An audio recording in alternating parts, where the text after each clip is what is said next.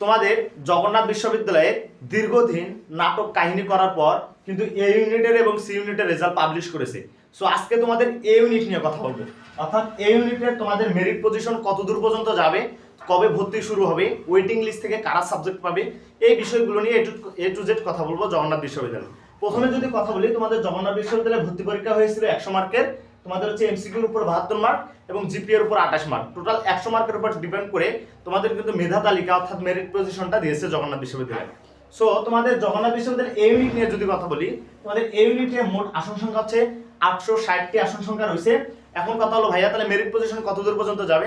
তোমরা যারা 1300 থেকে 1400 কিংবা 1500-র মধ্যে আসো, তোমরা শিওর থাকো তোমরা জগন্নাথ বিশ্ববিদ্যালয়ে একটা সিট পাবা, কনফার্ম।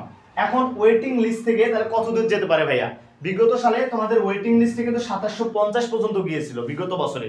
সো আমরা আশা করি এই বছর 2000 প্লাস কিংবা 2500-র মধ্যে যারা আসো তারা এই ইউনিটে ওয়েটিং লিস্ট থেকে হলেও একটা সাবজেক্ট পাবা।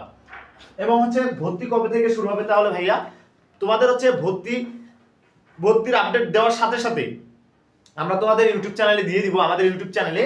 তার জন্য তোমরা কি করবে, আমাদের ইউটিউব চ্যানেলটা সাবস্ক্রাইব করে রাখো এবং হচ্ছে কমেন্ট করো যে ভাইয়া তোমার মেরিট পজিশন কত, এবং তুমি কমেন্ট করবা যে ভাইয়া আমার কি মেরিট তো ওয়েটিং লিস্ট থেকে সাবজেক্ট আসবে কিনা, বা আমার আসলে কত আমি সাবজেক্ট পাবো কিনা, এটা কমেন্ট করো, আমি তোমাকে বলে দিব।